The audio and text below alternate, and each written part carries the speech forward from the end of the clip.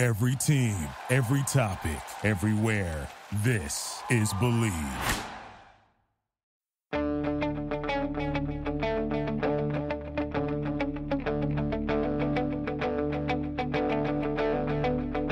Ich warte seit Wochen auf diesen Tag und tanz vor Freude über den Asphalt. Als wär's ein Rhythmus, als gäb's ein Lied, das mich immer weiter durch die Straßen zieht. Hello and welcome to Gegenpressing, the German football podcast from the Football Grad Network. I'm your host, Bryce Dunn, and joining me, as always, is Chris Williams. Chris, how have you been, or is it better not to ask? I've been okay. I've had some car troubles. Anyone that follows me on Twitter will know I've got BMW constant car troubles. So that's one side. But I've had a pretty good week, Bryce. I was lucky enough to be accredited for the Champions League game at Anfield. So I've had a very good look of football this week. And all the games seem to be rolling into weeks. There's been a match on every day for what feels like a month. But you can't complain because it's the business end of the season. How are you? Oh, I'm very good, thanks. I had the in-laws staying this weekend, and we all know how exhausting that can be. But I must say, they're fairly good, to be honest. But yes, I'm enjoying all this football as well. It's great for the spectators, but obviously you guys working hard with each match. They do come a bit thick and fast, don't they? But joining Chris and I, as always, is Manu Veth. Manu, have you been working equally as hard? I think so. It's been pretty busy. Had the game today, of course, the 1860 game. We did a match report on that, and it's been a lot of football. Next week is going to be 3 games as well. I'm heading to Salzburg to the Europa League match. So yeah, it's pretty busy, and then I'm off to Greece to, of course, some of our listeners will know Thomas Farin's project in Greece. The Football Grad is doing a visit to his project there, working with refugees. So I'm off to see him and work with him down there for a week. At least it's going to be nice in sunny Greece. But yeah, Bryce, the in-laws, are they listening in, or is that why you're so nice? I would be a little bit surprised if they're listening in, to be honest. They're not really football fans, so, me talking about maybe likes of Lars Stindl or whatever over the weekend, I think they'd nod and smile, but that would probably be about the height of it. Maybe I'm just covering my own back, eh? But guys, we've got a very special guest on with us this week, so it's not just the three of us. But this man, you'll probably know if you're on the likes of Twitter or even on ESPN, you'll recognize the name and know him rather well, and that's Mark Lovell. Mark, thanks for coming on to the podcast. Would you just like to explain to any of our listeners who may not know who you are, shame on them if they don't, but what exactly got you into German football, and what is it you do these days? Thanks, Bryce. Thanks for having me on. I've been in Germany, man and boy, since the early 90s. I was in the Air Force, the British Air Force, in the early 90s. Then I retrained as a journalist and ended up in Munich somehow by life's rich tapestry in 97. And for the last few years, I've been the ESPN Bayern Munich correspondent. Before then, I covered 1860 Munich for various English places. So, a very long interest in the Bundesliga dating back to the days of Kevin Keegan, shall we say. Not willing to give away my exact age, of course, but I've always been interested in the Bundesliga. Not quite as much as Plymouth Argyle, but that's another story. Yes. We'll probably leave out the Plymouth Argyle chat today, but we'll get you on another time for that, I feel. But guys, let's jump into a rather special topic today, a topic that obviously Mark and Manu will probably natter away at for some time on, and that was Manu, you've put this several ways, haven't you? The Munich Derby, the small Munich Derby, the mini Munich Derby. I mean, what exactly am I talking about here, Manu? What are we calling this, Mark? Have we decided? Well, I have to just call it the Munich Derby, and let's get on with it. It's obviously, if you're an 1860 fan, it's difficult. They're in the fourth division now. They're used to be playing at a higher level. They managed amazingly to not only get relegated to fall down 2 divisions, and now suffering the ignominy of playing Bayern reserves in the Regionalliga clash today at the Grünwalder Stadium. Not only that, this was a home game for Bayern Munich reserves in 1860's old traditional stadium where they clinched the Bundesliga in 1966. So, there's a lot of history at that stadium. And Bayern spoilt the title party for 1860 by winning 3-1, deservedly so. Manuel, as an 1860 fan, will probably, be able to say better what it was like, the game from an 1860 perspective. Yeah, it wasn't an easy game to watch, Mark. You are quite right. Bayern were by far the better team. The first half, they absolutely dominated the proceedings, and it's hard to get possession stats, etc. for these games, but I reckon it was in the 60% for Bayern, and they took that 2-0 lead into half time, and it could have been maybe even more. And it's really surprising because 1860 went into this match 9 points ahead of Bayern II, or the Bayern Amateure, as they're often called as well. So 9 points ahead with 3 games left, plus 16 goals. So even with this defeat, it's still very likely that 1860 will finish first. They need just 1 point in the last 2 games. But this was about prestige, and also, of course, a test match for the one that they will have to play to get promoted to the Liga 3, which is, of course, something that we want to chat about a little bit as well. Because the team that they will be facing, Saarbrücken, will be a much better team than the vast majority of the teams that they faced this season in the Regionalliga Bayern. So I think in many ways this was a good test. And at the first 45 minutes they were completely asleep. They missed the boat completely on that, and pretty much, in my opinion, lost the game in the first 45 minutes. The second half was a bit better. They were scratching and biting. Bayern still were the more cultured side. And, I thought maybe when they made it 2-1, that distant shot from Vine, that they maybe could claw their way back into this match. And I mean, a draw would have been the championship party, right? The Weissbier would have come out, etc. But, it's really too bad. I think, they kind of messed up the curtain raiser in some ways when it comes to the relegation playoff match. And maybe you can talk a bit more about what the mood was like in the stadium. I mean, the majority of the fans were Bayern fans because Bayern only allocated 1,500 tickets to 1860. But from what I could see on the main stand, there were a lot of 1860 fans that got in regardless, right? Yeah, it was a pretty manic atmosphere, very edgy. It was like going back to the old days. I've never seen so many police at a game in Munich. There were, loads of divvy vans everywhere, and very edgy indeed. And I spent, an hour after the game around the stadium, and the police were very active, sirens going off everywhere. And I'd be interested to see how many arrests were made in and around the Grünwalder. Bayern fans were in the majority. There was an incident after the game where Timo Gebhardt, one of the 1860 better players, he took offence to Bayern unveiling one of their flags. I think it was a Derby winner flag, and there was a lot of pushing and shoving and a lot of bad blood amongst the two sets of players. There was fighting in the tunnel, which I saw between various members of the backroom staff.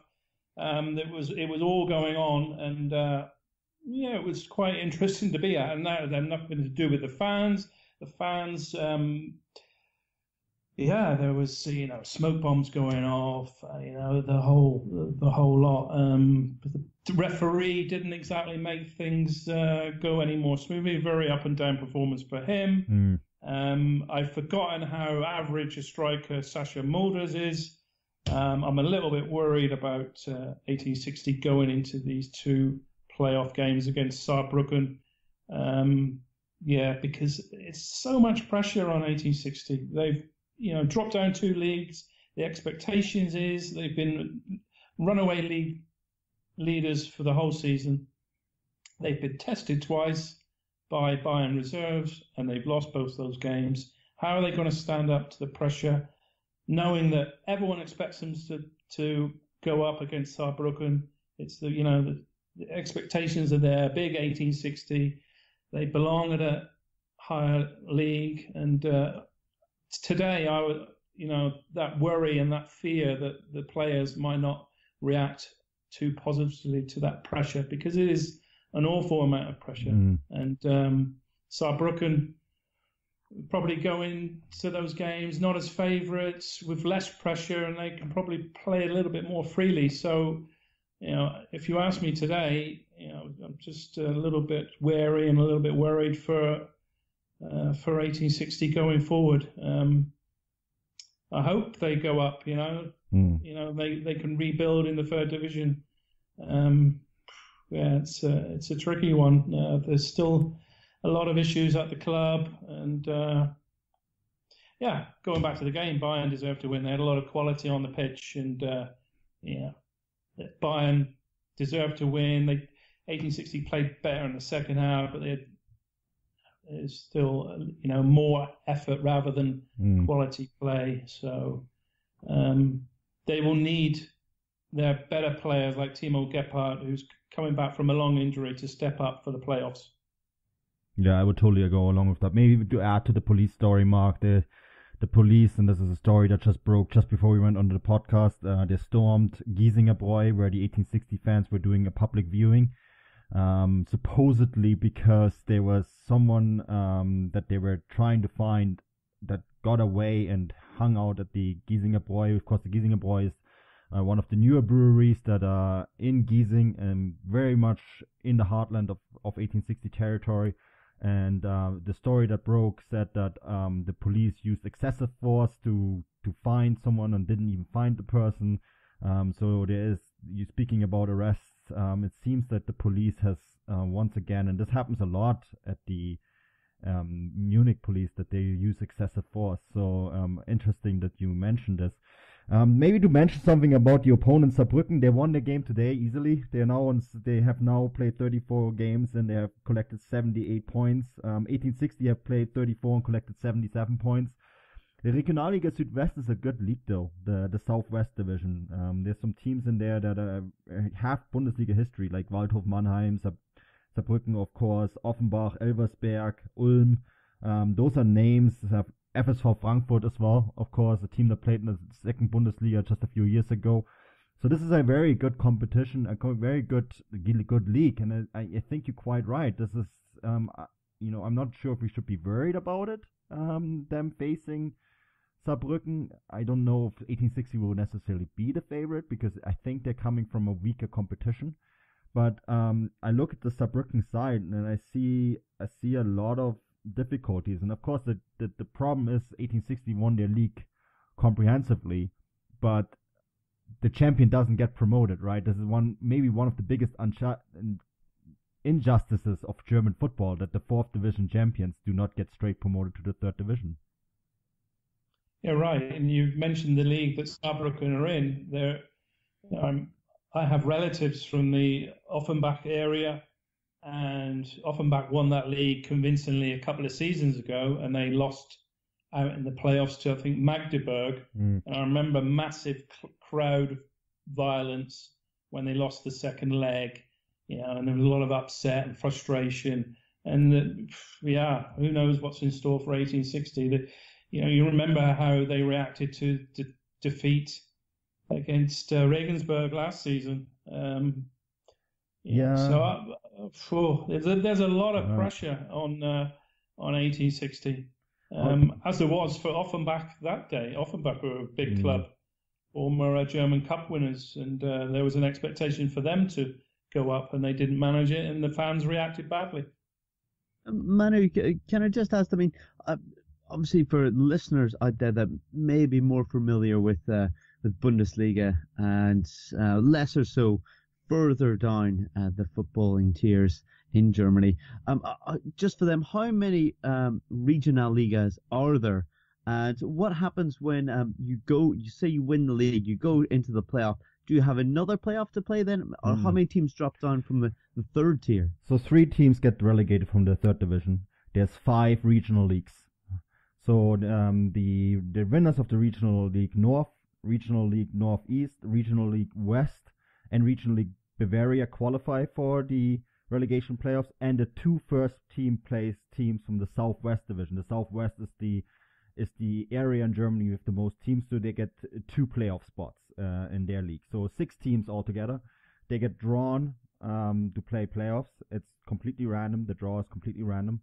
And so 3 of those 6 teams will ultimately go up. There's a promotion reform that will start to take place next year. I think it's kicking in. And I think what they're doing is that there's 4 teams going down from Liga 3. 3 teams, this will be rotating. 3 teams will go straight up from the 5 leagues, and that those 3 promotion spots will rotate between the 5 leagues every year. So it's still not perfect, and then they think there's a playoff for the remaining two leagues that do not get a straight promotion. It's not a fair system. We used to have 3 regional leagues, and the 3 winners of the 3 regional leagues would go straight up. The problem is that Bavaria and Northeast, which is the former, of course, GDR league, they're very adamant that they want their own divisions, which is, of course, a little strange, right? So there has to be a regional league Bayern or Bavaria. And the Bavarian Football Association is a very powerful football association in German football, so they are very adamant that they want to have their own football division, right? And the Northeast division is, of course, all the former party heads of German football party heads of the former NOFV, which was the East German Football Association, and they are very adamant that they want their own competition as well. So that's why we are in this mess, because no one wants to give up their league, right?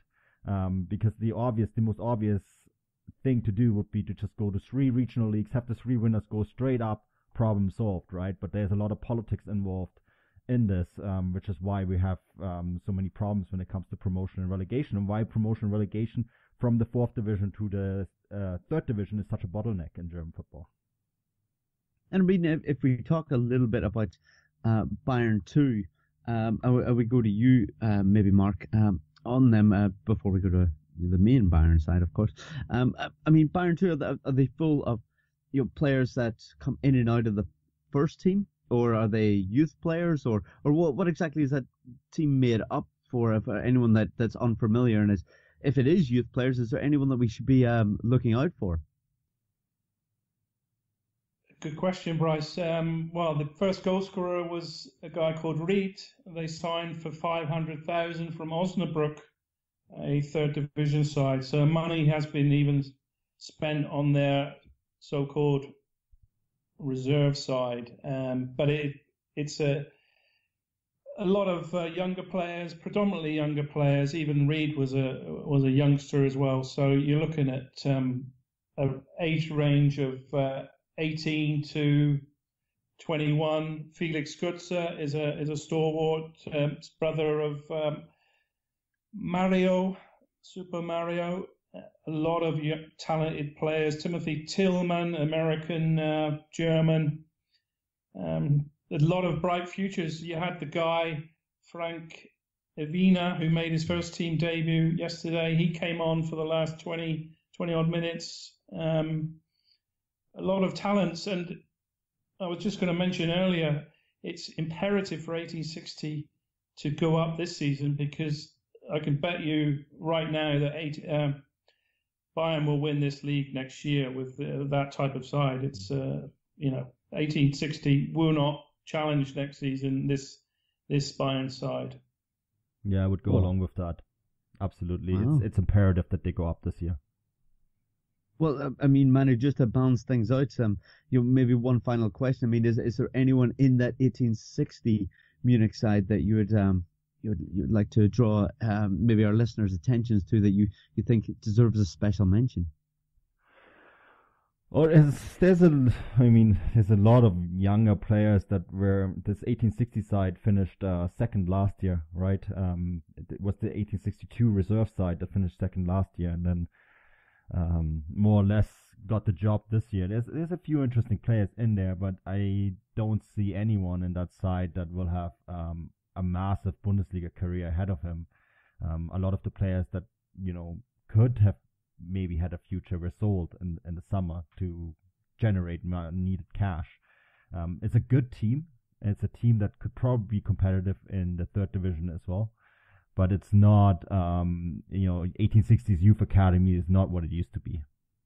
Oh dear. Well, it'll be interesting to see just what the outcome is for them. And yeah, for you, Manu, obviously we'll keep the fingers crossed on the podcast, see if they do progress. Let's see if Chris Williams is still on the line, will we?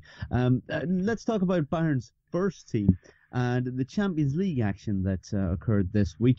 Bayern were at home to Real Madrid in the semi-final of the Champions League, and while they dominated and played fairly well, they did lose 2-1. Real seemed to have a bit of a knack at doing this. Chris, what was your opinion on the game on Wednesday night, and how do you feel Bayern will get on this coming Tuesday? Do you think they can overturn the deficit? Well, first of all, it was a little flat as a game, wasn't it, if you compare it to the Champions League fixture we had the night before. But I think Bayern were unlucky. If you let's just look at the stats, which it is never the true sense of a game. But if you want to purely look at stats, Bayern had 17 shots.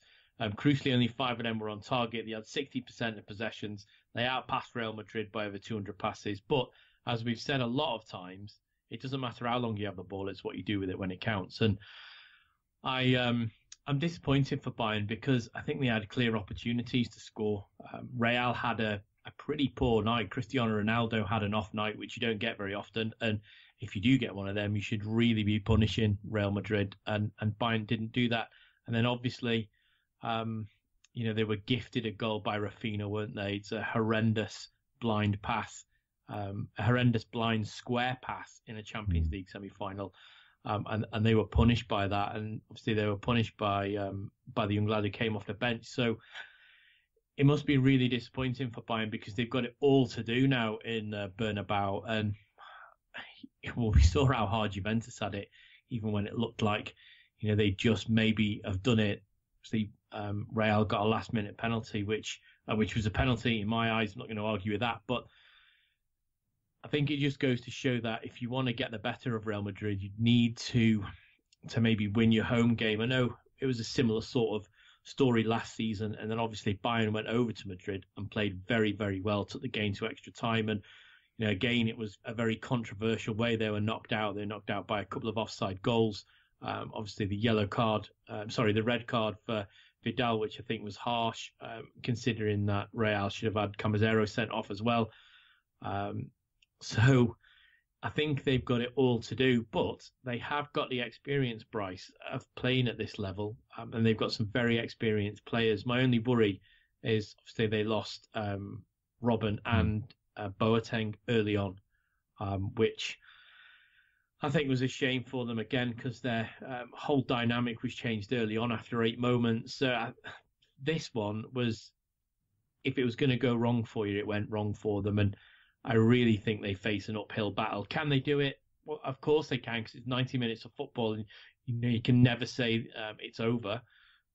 But it's looking really hard for them to do that now. I think they'll be bitterly disappointed at that because they've walked the league. They should really walk the Pokal, especially if you go by the result against Eintracht in the league. So this was the one they wanted, and it looks very, very difficult now to me. I would be surprised if they're in Kiev at the end of May. Hi, this is Rachel Fisher. And this is Desi Jenikin. And we host the Hollywood Crime Scene podcast. We're really excited to tell you about the best Christmas ever on AMC Plus, where every day feels like Christmas morning. It's the holiday season, and that means it's time to see old friends like Buddy the Elf, Heat Miser, and Clark Griswold. Plus, you get a stocking stuffed with highly acclaimed AMC series like The Walking Dead and Mad Men, new series like Gangs of London and The Walking Dead World Beyond. They're all here on AMC Plus. So celebrate the best Christmas ever, anytime, anywhere. AMC Plus is the gift that keeps on giving all year long. Sign up today at amcplus.com. AMC Plus, only the good stuff. It wouldn't be the holiday season if there wasn't candy, right? Celebrate the holiday season with the Holiday Crush. They've sprinkled candy with a holiday theme and fun-packed challenges every week for 5 whole weeks, finishing on January 4th. The more challenges you complete, the better your chances of unwrapping delicious rewards. So, are you ready to crush the holidays? Play the Holiday Crush now. Download it from the App Store, Google Play, or Windows Store for free. Terms and conditions apply. Yeah, it's certainly an uphill challenge. But Mark, we're going to go to you and just get your opinions on it. I mean, as Chris has just said, it's quite a challenge they've got on their hands come Tuesday night. But Matt Hummels, he believes that they can beat Real and progress. Are you as positive? Well, he has to say that. You know, he's not going to say, "Oh, we have no chance. They've won it 2 years on the trot.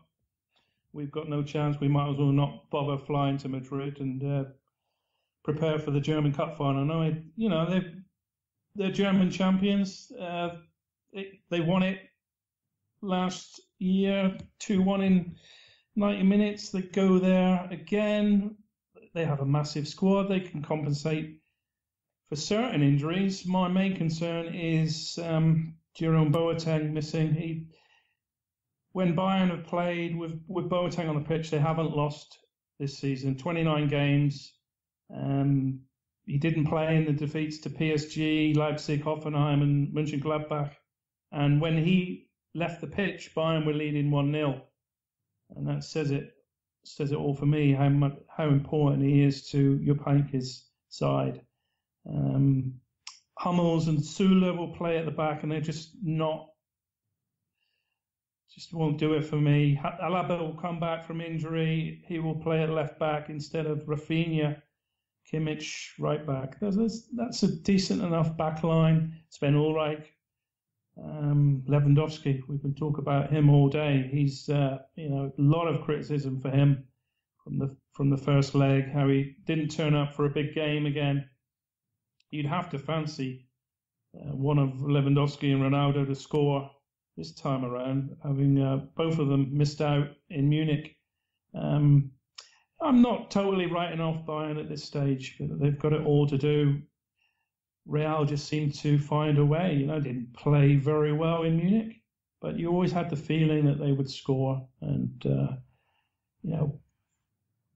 taking that lead, with a decent goal by Kimmich, but a poor goalkeeping error by Navas, Bayern needed to follow up with the 2-0, and Ribéry had the chance to bury one and make it 2-0, but he took a really clumsy touch, and that was a real game-changing point for me in the game. Much like Vidal's penalty miss last season, Bayern had the chance to go 2-0 up before half-time, but Vidal missed a penalty in Munich. So these are small margins, and Bayern will need to play much better and take their chances.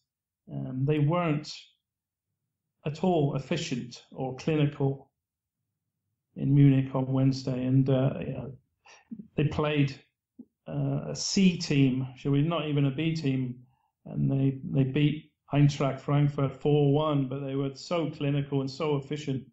They need some of that in the Bernabeu on Tuesday to turn this tie around. Well, I mean, you just mentioned, Mark, that Bayern did play somewhat of a C team.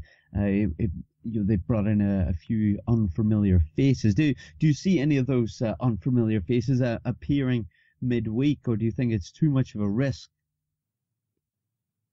No, I can't see any of those. They might get on the plane to Madrid and form part of the match day experience. But Bayern have a squad full of internationals to cover for most eventualities. So the likes of Nicholas Dorsch, who scored on debut on Saturday, Frank Evina, I don't think he's going to be asked to play 3 games in 4 days, and Lucas Mai, maybe he'll make the squad. He's the 18-year-old centre back with Boateng out for the rest of the season, so he might have a chance, but he will not start the game. They've got a squad full of internationals, so they can cover for most eventualities. But Robben has been just ruled out. That news is broken, so he's not going to be on the plane to Madrid. He might have played his last Champions League game for Bayern. Who knows? He's into the final few weeks of his contract. Yeah, actually, Bryce, I think, and Mark, you touched on the Lovell, on the Robben missing this game, and I agree, Boateng is a massive loss for Bayern, but I felt that without Robben, Bayern were too centric on the left side, too centric on Frank Ribéry. That element, they are not able to stretch Real because everything went to the left. And the other factor that I found really interesting is Müller then moved to the right, where Robben usually plays. But Müller has the tendency to always go into the center of the pitch. Same with Thiago, who came on for Robben, right? And I thought it was really interesting that Kimmich then obviously had more space and went further up. And when you watch back that goal that Real conceded, yes, Rafinha bad back pass, but then at the same time Kimmich wasn't far enough back, right, to cover. And that was a result of him having to push up a little bit too much. So I felt without Robben, they were very easy. It was very easy for Real Madrid to figure out how to stop Bayern. They just basically put Vasquez back and had 2 men on Ribéry, and that was the end of it. I just curious how you see all of this. I think we might see Corentin Tolisso, the record signing. I think he scored twice against PSG in the home leg. He's also very good in the air. He could be an option for the right hand side. He's got an eye for goal, and Bayern will need to score twice. It's just a question of how fit he is. He's been struggling for injury for a few weeks now, and but it's last chance saloon. Bayern. I remember last season, Boateng and Hummels weren't 100% fit for the return in the Bernabeu, but they got wheeled out and they did a sterling job. This is one last push for the Bavarians. Yeah, exciting time indeed. But Chris, I'm going to go back to you on this one. We've seen the C team, as Mark put it, go out the weekend and beat Eintracht Frankfurt 4-1. Eintracht had a fantastic season up until the last few weeks, and since new Bayern coach Niko Kovac announced that he was going to Bayern, things haven't quite been the same. As Manu put it the other day, it seems like the air has been let out of the Eintracht balloon.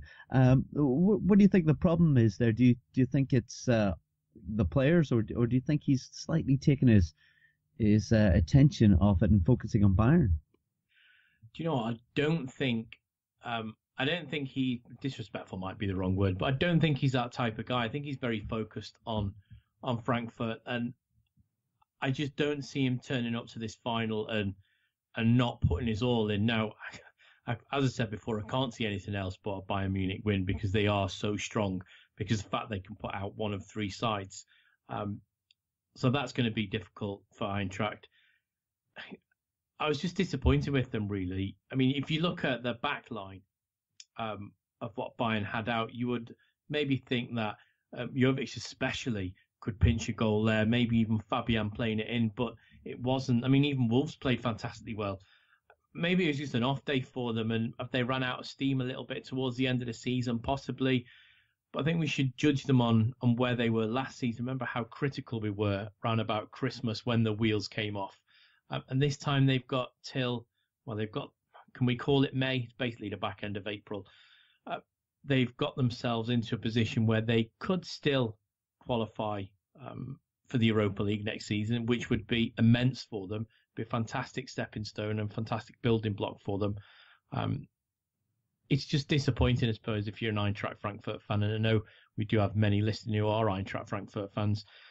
I just think it's a very bad day at the office for them, and they were battered. But you've got guys who are playing now for Bayern who are getting the odd opportunity here and there. So you'd have to look at the weekend's game and say that Sebastian Rudy was the key element in that midfield. He stepped up to that. He's probably been waiting for that time for him to do that. Obviously, Tolisso came in, like Mark had said. Sandro Wagner, we all know how good he is. Obviously, he showed how good he was with his goal. But I just think maybe Eintracht could have tested that back line a little bit more than they did, which is slightly disappointing. But I don't think it's anything to do with Niko Kovac. I don't think he's the type of guy who would lay down his professionalism to just be concentrating now on next season. Obviously, it's only naturally he'll have an eye on next season. But I think he'd like to sign off in the best possible way, which is to get Frankfurt as high up the table as they can. Maybe, get them directly into Europa League place through league qualifications. 9 times out of 10, or I think this season, they're going to qualify anyway if they can finish either 6th or 7th, purely because I can't see anyone else apart from Bayern winning the Pokal, Bryce. Well, Chris, the question I have though is, he's such an emotional leader. We've likened him so many times to Diego Simeone, right? And it's so much about dressing room integrity in a way, the way he operates, the way the players he selects. He's forged this bond between him and the players, and for the most part of the season, they walked through a bar of steel together, right? Everything could come at them, and it was just them against the world. And then he announces that he's going to leave for Bayern. I just wonder if that breaks that bond a little bit, because you're on this emotional high all season long. You have this coach who is an excellent coach, I think, right? And he's really good at forging these bonds. And then he says, "Well, this was fun, lads, but I'm off to Bayern." I can just see that hurting. I don't know if that came from him though, did it? So that was leaked. I'm going to say it was via Bayern because it came via a very respected Bayern correspondent. So you would expect that that's where the information came from. And in the press conference that he did as soon as that was given, obviously with Frankfurt, he happily said it didn't come from him. I think he would have preferred it not to, but as we chatted at great length, I think Bayern players needed to know who was coming in next season so they could start nailing down contracts and maybe who they need to be looking at, and so people know who the club's associated with. So maybe he's lost a little bit of it, but I would say that didn't come from him. And if any, I don't know if that dressing room ethos has been lost between him and the players, I think that's an unfortunate casualty of the news that was released. I'm pretty sure he would have liked to have released that news after the final, maybe the Sunday after the final, or maybe the week after, like we saw Thomas Tuchel's announcement a couple of days after the Pokal last season. So I don't know if he has done that, and you could certainly see that players maybe take their foot off the boil if they know the manager's going. But I think players want to play for personal pride as well. I don't think they'll get any satisfaction by being, dry humped by Bayern Seaside when they've got to face them in the Pokal final in a couple of weeks' time.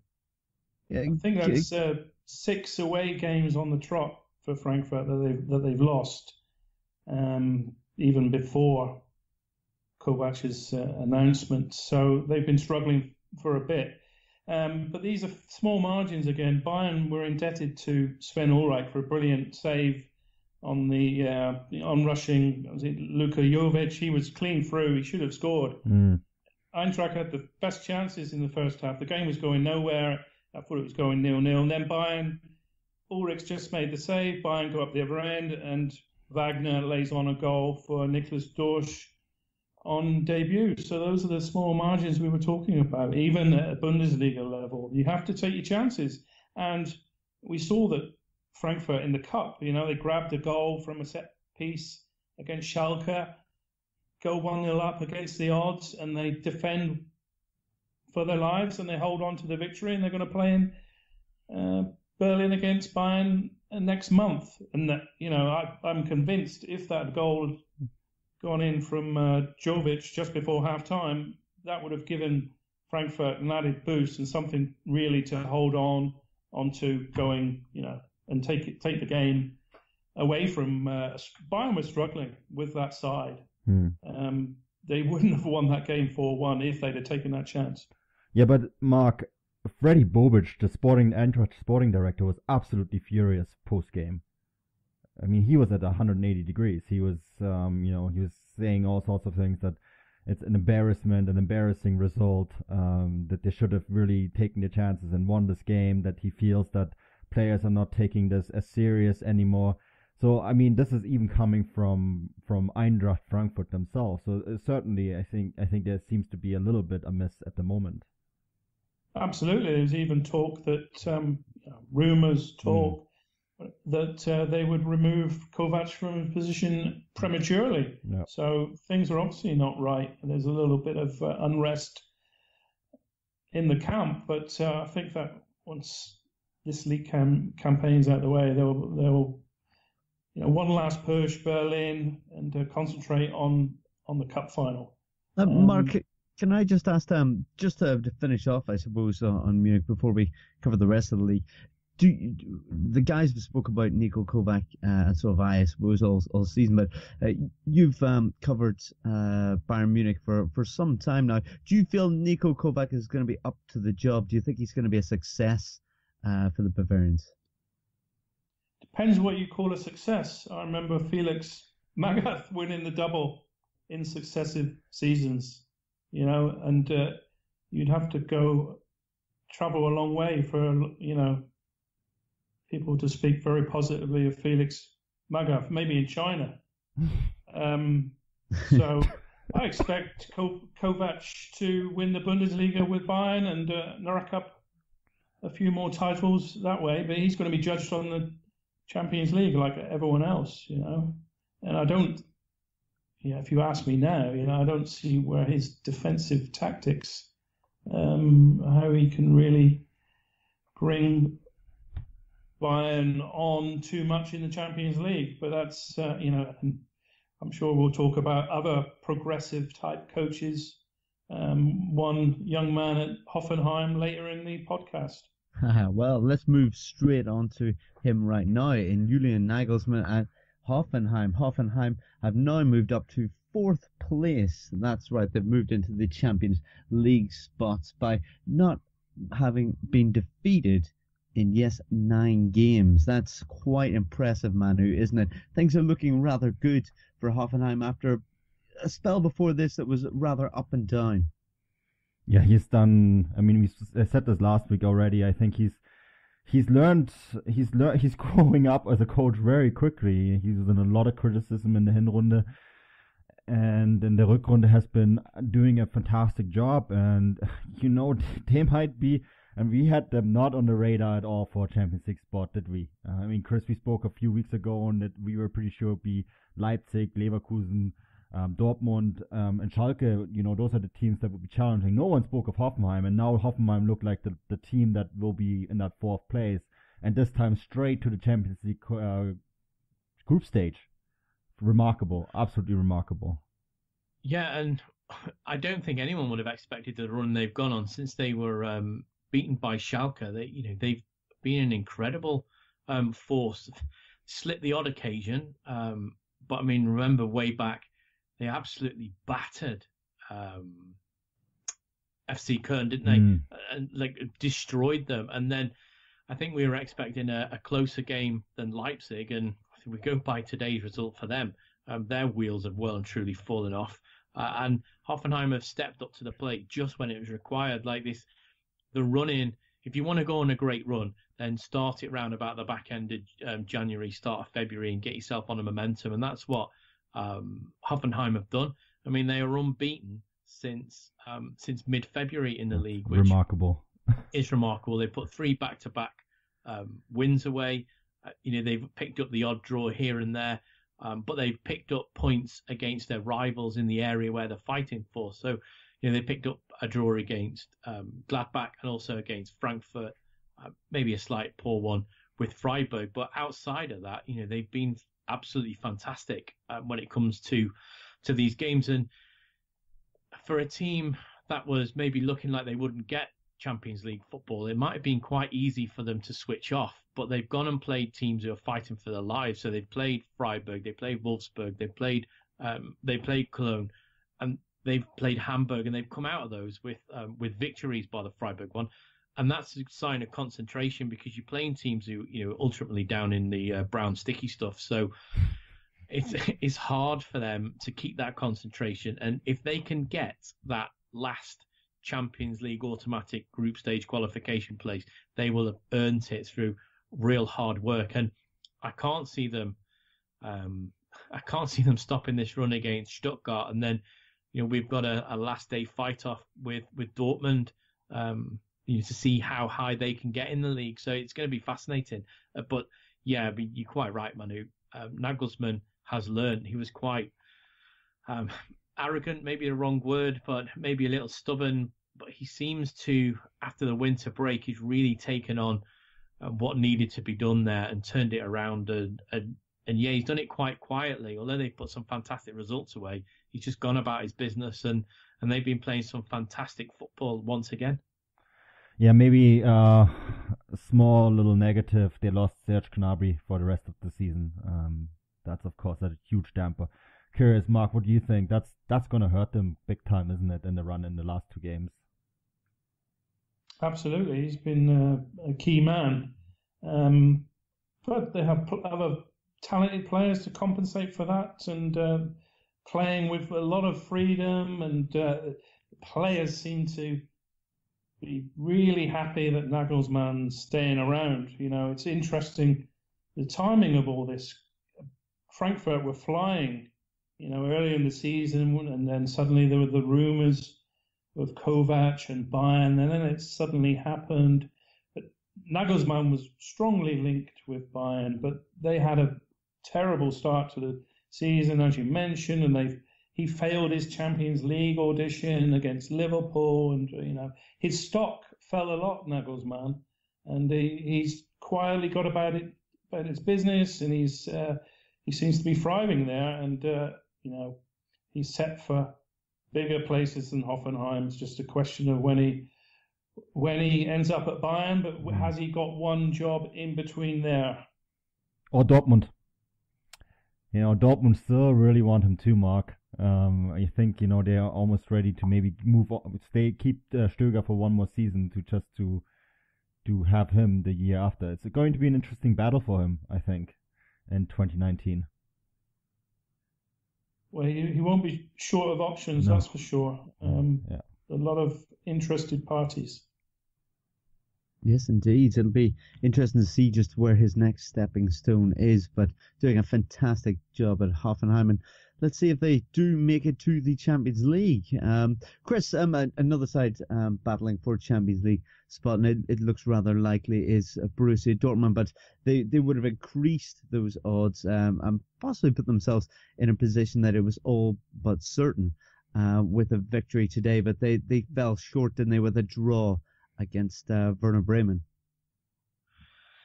Yeah, unfortunately, they've it's sort of been a key to their season, hasn't it? Bad result, good result, indifferent result, repeat. So, yeah, I mean, you would have expected them to take all 3 points here, really, especially taking the lead the way they did.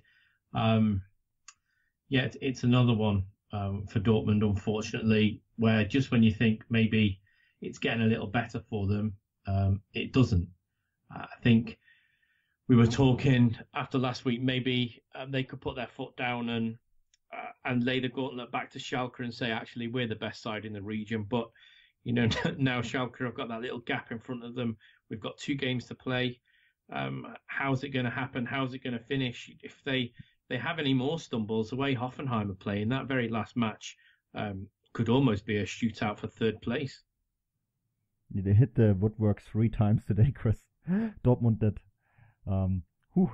I think they should have maybe won this game, but that fits very well into the story, doesn't it? That they're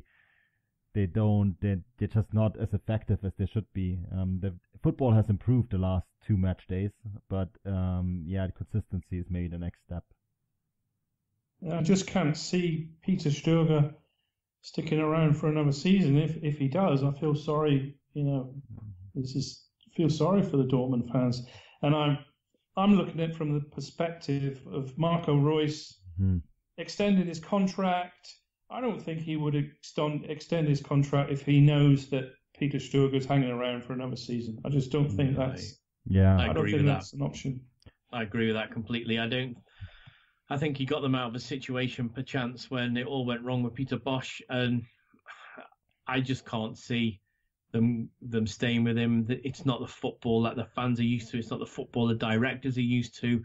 It's a massive drop in tempo and style and attractiveness from Tuchel last season and from Klopp before that at his time.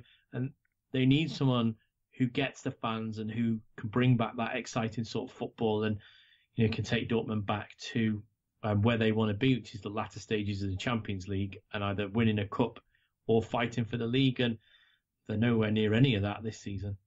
I just want to quote Hitzfeld from 2 weeks ago. Favre is the perfect man for the Dortmund job. And then I want to quote Hitzfeld from this week. Stöger is the perfect man for the Dortmund job. What type of game is he playing there? Do you think he's trying to get Favre on it? Failed? It's not. It's just quoting.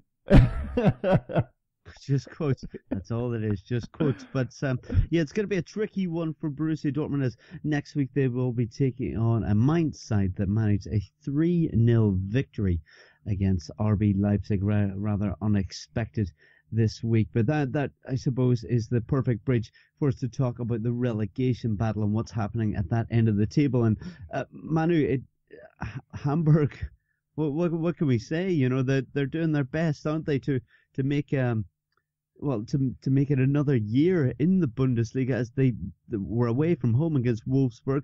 We know how much Chris likes Wolfsburg, but we'll not get into the food in the media area once again. But we've seen Hamburg beat them 3-1, and things are getting rather close down there, aren't they? The Battle of the Curve was the song, Chris. Don't go there. Don't go there. We've been chatting about it on Twitter a little bit back and forward. It's both doable for us. It won't matter that much. It's not that far from Berlin to Hamburg or Wolfsburg. I am pretty sure now that I'm gonna win that beer bet with my dad, and that Hamburg are gonna stay in. It's just I got that feeling. I have no idea how they once again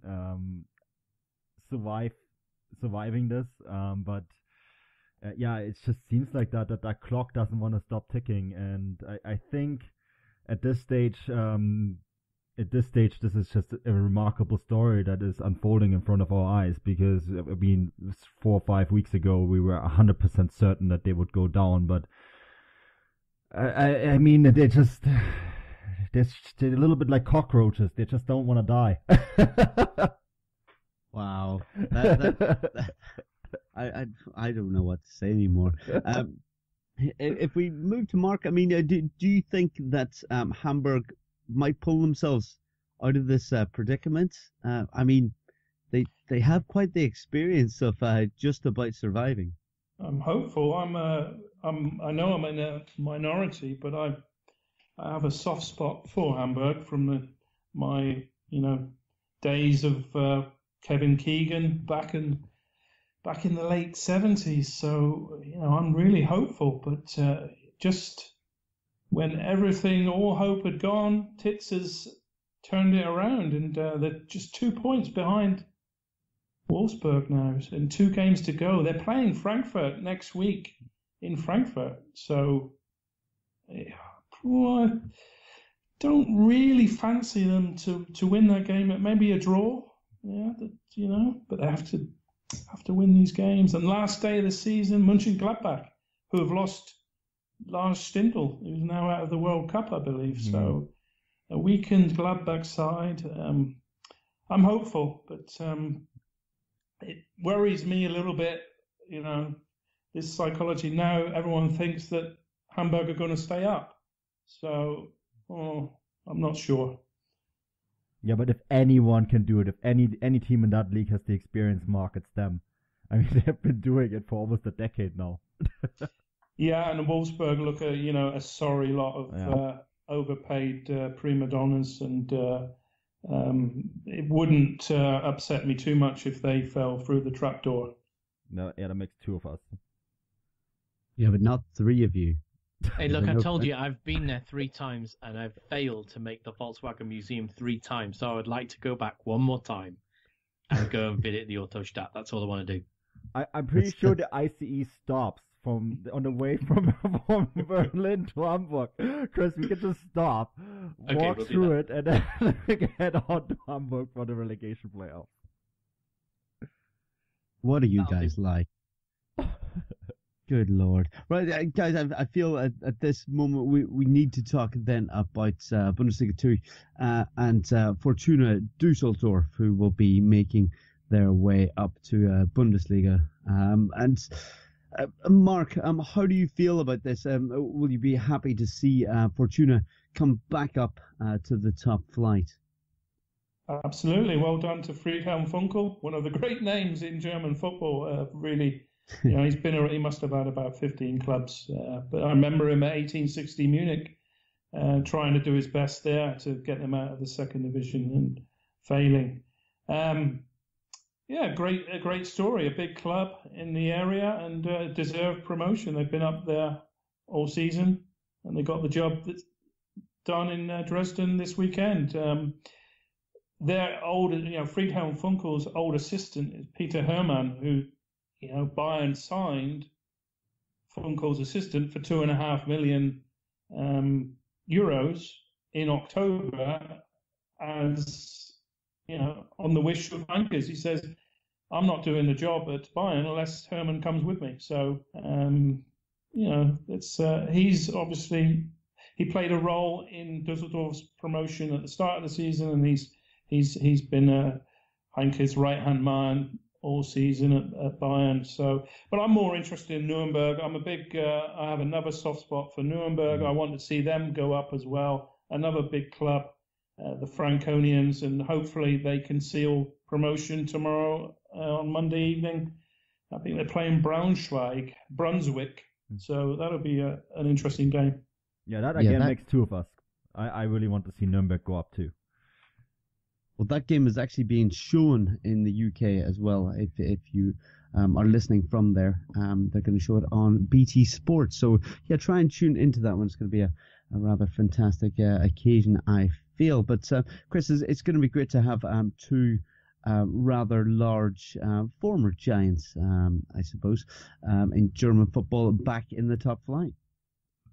Yeah, it is. My only concern then is that the relegation playoff becomes almost a formality, because Holstein Kiel, whilst they're a nice side, I don't know if they've got what it takes maybe to beat whoever finishes in 16th, unless, Wolfsburg continue on a downward spiral. But even they managed to raise their game last season just about in the relegation playoff to escape it.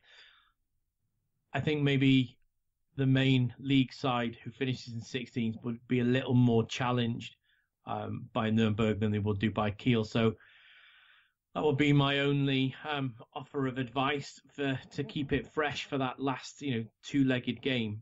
If it's a strong team, but no doubt if both of those teams get automatic promotion, it's a fantastic return to the league for them, and it will make the league stronger, if not by quality, certainly by history. Chris, there's an interesting story. So if Hamburg and Holstein Kiel play each other, first of all, it's a North Derby, right? But there's also, of course, the fact that Kiel won't be able to play in their stadium next year because it doesn't meet Bundesliga standards. Yeah, I've read that, and so they're going to have to borrow a stadium, aren't they? Yeah, so they're going to play at the Volksparkstadion in Hamburg. So Hamburg might go down, but the stadium is going to stay. That stadium, they can just keep the clock on. I saw that. That was clock this week. Fantastic. Someone said, "Does that mean the clock still keeps running?" And I think that was an underappreciated tweet this week. Well, Mark, just speaking about the playoff situation, I've spoke to Chris and Manu on several occasions saying, well, it looked for quite some time that it would be Holston Kiel finishing in that position. Do you think there's any chance of them beating whoever finishes 16th and going up? The guys give it slim chance, will we say? Oh, good question. I think Kiel have been through a really dodgy run, but they seem to be regrouping. I think they won 5-1 today, didn't they? I was at the 1860 Bayern game, but didn't they win 5-1 away from home in Ingolstadt, who are not a bad side? Yeah, they did. So, things are, they're losing their coach who's going to Cologne, Marcus Anfang.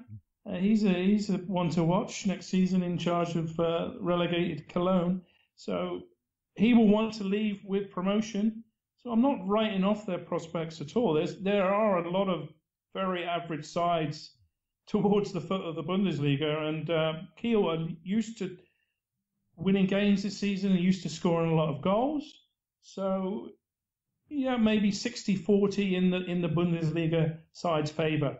But it's tremendous atmosphere in Kiel Stadium, very compact, old-school stadium, and 2 interesting games in prospect. And Manu, isn't it true that Holston Kiel, or maybe in that region, have never had a side in the Bundesliga? No, Is that correct? Yeah, I think it's the only region in Germany that never had a Bundesliga side, because even Mecklenburg-Vorpommern had a side with Hansa Rostock, so they're the only region, I think, in Germany. Brandenburg, of course, I forgot Brandenburg. They had a side in Energie Cottbus. Yeah, they're the only land in Germany that never had a Bundesliga side. Wow. Kiel lost to 1860. 1860 managed to score with virtually the last kick of the game. Was it 2 years ago, Manu? Yeah, it was in the 2 years Allianz ago. Arena. So they have a history. They have a bit of experience in the playoffs, and well, we shall see. I wish them well. Yeah, let's see what happens. There's still plenty more to play for in the Bundesliga and beyond, I suppose. So keep tuning in. But that more or less does it for this week. We greatly appreciate Mark, you taking the time out to come onto the podcast and speak to us. Is there anything that you would like to plug or promote, or would you like to let us know what you're getting up to in the coming weeks?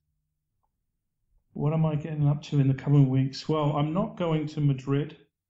I'm going to watch that game on my television, and then gear up to the German Cup final in, May the 19th.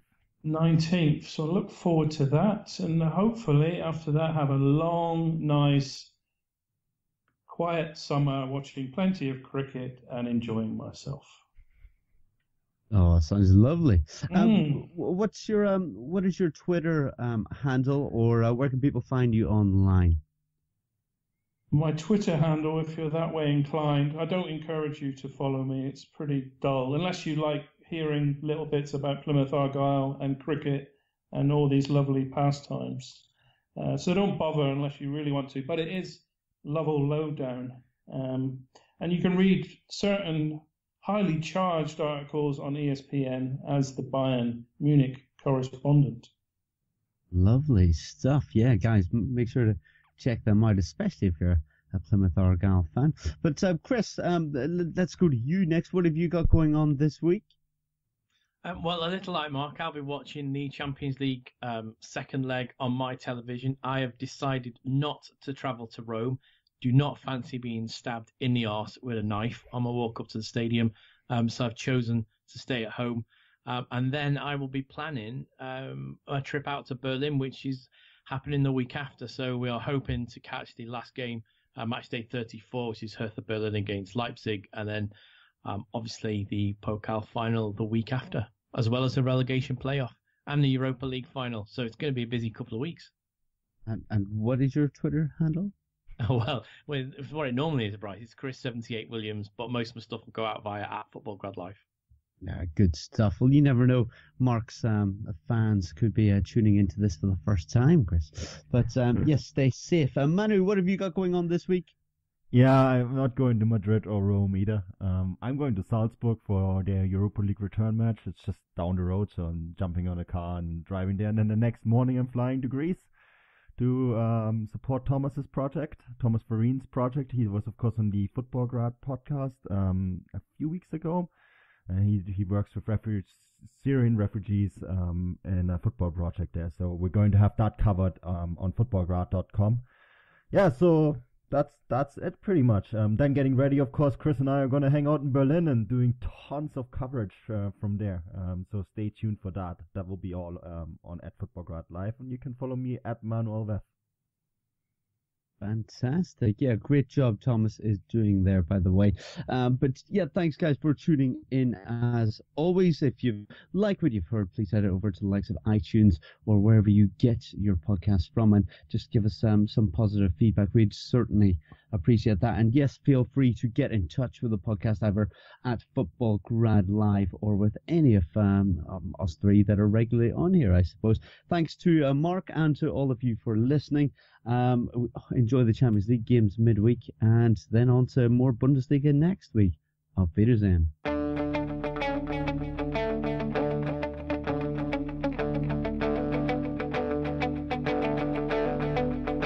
Ich warte seit Wochen auf diesen Tag und tanz vor Freude über den Asphalt.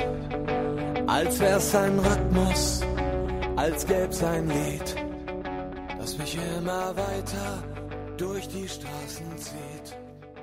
Komm dir entgegen, ich hab zu holen.